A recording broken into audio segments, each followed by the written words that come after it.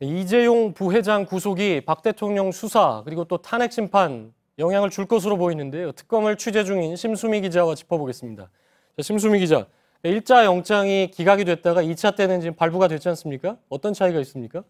네, 우선 특검팀은 두 가지를 크게 보완을 했습니다. 이 부회장이 강요가 아닌 최 씨의 영향력을 이용하기 위해서 적극적으로 뇌물을 건넸다는 점과 또 이를 통해서 승계구도 재편 과정에서 특혜를 입었다라는 점인데요. 특검은 지난해 검찰 특별수사본부에서 넘겨받은 이 수사 자료 가운데 무심코 지나쳤던 삼성 관계자들의 휴대전화 내용부터 원점에서 다시 살펴봤다고 합니다. 예, 그러니까 지난해 10월에 9월, 10월이죠. 최순실 국정개입 사건이 터진 뒤에도 삼성이 계속해서 최순실 지원을 해왔다. 이 부분이 들어갔다는 거죠? 그렇습니다. 언론에서 뇌물 의혹이 보도가 되자 정유라 씨에게 사줬던 이 쌀시도와 비타나 V, 그러니까 거액의 말인데요. 이들을 처분하고 더 비싼 블라디미르를 사줍니다. 그런데 직접 삼성 명의로 산 게 아니라 말 중개인 명의로 사서 그냥 정 씨가 타게끔 한 그런 계약서 등을 확인을 한 겁니다. 그러니까 최순실 씨의 존재를 알고 일부러 줬다는 그 뇌물 공여의 적극성을 단적으로 보여주는 사례입니다. 예. 박근혜 대통령 그 탄핵 심판 대통령 대리인단은 이게 뇌물 대가성을 인정해서 발부한 게 아니다 뭐 이런 주장을 펴고 있는데 그 대가성 부분 그러니까 1차 때보다 상당히 보강이 됐다고 봐야 되겠죠? 그렇습니다. 1차 때는 이 국민연금이 삼성물산과 제일모직의 합병에 찬성하도록 했다라는 부분만 담겨 있었거든요. 그런데 이 부회장 승계에 필수적인 지주회사 그리고 금융지주회사를 만드는데 청와대가 적극적으로 나선 정황이 추가로 제시가 된 겁니다. 삼성물산과 제일모직 합병으로 순환출자 문제가 발생을 하니까요. 1,000만 주를 매각해야 된다고 공정위가 권고를 했는데 이를 최상목 당시 경제금융비서관이 절반으로 줄이라 이렇게 압력을 넣었고요. 또 금융지주사를 만드는데 삼성생명의 자산 3조를 옮기겠다라는 이 계획을 금융위가 반대를 하니까 이 부회장이 지난해 2월 박 대통령 독대 자리에서 이 부분을 좀 해결해달라고 청탁한 정황도 나타났습니다. 그러니까 정부 고위 공무원들이 이렇게 직접 나섰던 게 그냥 나섰던 건 아니겠죠. 그러니까 청와대에 어떤 압박이 있었다 이런 부분으로 볼 수가 있겠는데 안종범 수석이 그 수첩을 뭐 수십 건을 썼는데 이번에 새롭게 그 특검이 압수한 부분, 그러니까 입수한 거죠. 특검이 입수한 게 이제 스모킹 건이 됐다 이런 분석도 나오죠. 그렇습니다. 네, 지난해 이제 검찰 특수본이 확보한 17건에는요. 그러니까 지난해 2월 그 이재용 부회장과 박 대통령의 독대 시기 부분이 빠져 있었습니다. 그래서 최근에서야 뒤늦게 드러난 부분인데요. 수첩에 금융지주 회사라고 적혀 있고 이 박 대통령으로부터 또 관련 지시를 받았다라고 안 전 수석도 진술을 했습니다. 어제 특검팀 검사들이 영장실질 심사를 위해서 법원을 갈 때 커다란 캐리어 가방을 들고 갔는데요.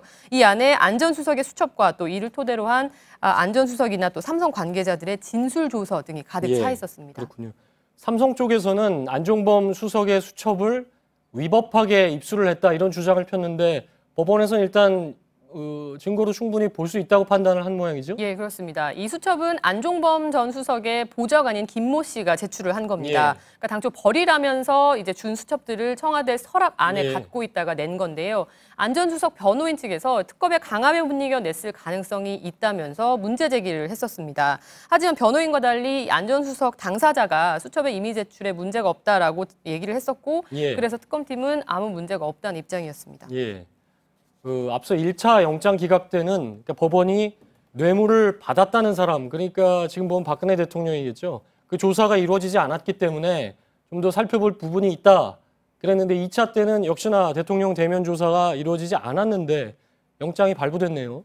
네, 지난번에는 없었던 이 최순실 씨의 진술 조서 그리고 박 대통령 대면 조사를 위해 만들어놨던 예상 질의서를 첨부를 했기 때문인데요. 잘 아시다시피 이제 지난 9일로 예정됐었던 대면 조사가 언론에 보도가 됐다는 이유로 청와대가 반발하면서 이제 무산이 되지 않았습니까? 그러니까 사실 뇌물 공여자의 구속영장이 수수자 조사 없이 청구된 전례가 꽤 많이 있는데요. 앞서 말씀하신 그 기각 사유 같은 경우는 현직 대통령에 대한 예우 차원에서 최소한의 반론권을 줘야 한다라는 판단이 고려됐던 걸로 보이지만 특검은 이렇게 예상 질의서를 첨부함으로써 반론 기회를 거부하고 있는 것은 청와대다라는 점을 강조했습니다. 그래서 이재용 부회장 영장이 이제 발부가 된 상태고 구속이 됐기 때문에 당연히 돈을 줬다는 사람이 구속됐으니까 받았다는 사람 조사도 이루어져야 될 것 같은데 청와대하고 지금 협의는 어떻게 진행이 되고 있습니까? 사실 그 진전이 좀 쉽지 않아 보입니다. 청와대는 종전과 같이 비공개 조사 그리고 장소 역시 청와대 경내여야 한다라는 주장을 굽히지 않고 있다고 전해지는데요.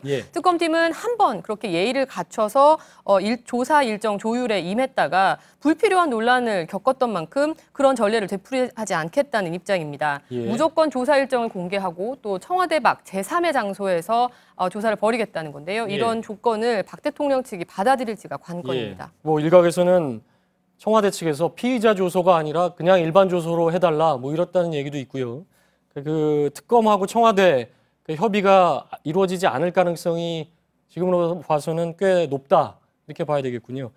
자, 3월 초에 탄핵 심판 결정이 나오는 걸로 이제 윤곽이 나왔는데 아무래도 이재용 부회장이 구속이 됐기 때문에 이 부분이 영향을 줄 수 있겠죠. 그렇습니다. 그 노무현 전 대통령 탄핵 심판 판례를 보면요, 대통령을 탄핵할 수 있는 사유로 중대한 법 위반을 들고 있습니다. 뇌물수수가 대표적인데요.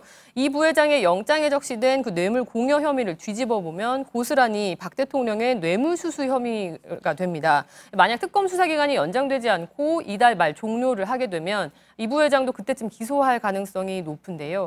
만약 이 구속 상태인 이 부회장이 심경의 변화를 일으켜서 박 대통령 혐의에 대해서 추가 진술을 할 가능성도 관측이 되고 있습니다. 그러니까 결국 제일 중요한 건 대통령 대면 조사 부분인데 결국은 황교안 대행이 특검 기간을 연장해 주냐, 다음 주 초면 나올 것 같은데요. 그 부분이 역시나 일단 주목이 되는군요. 자, 지금까지 특검 취재 중인 심수미 기자였습니다.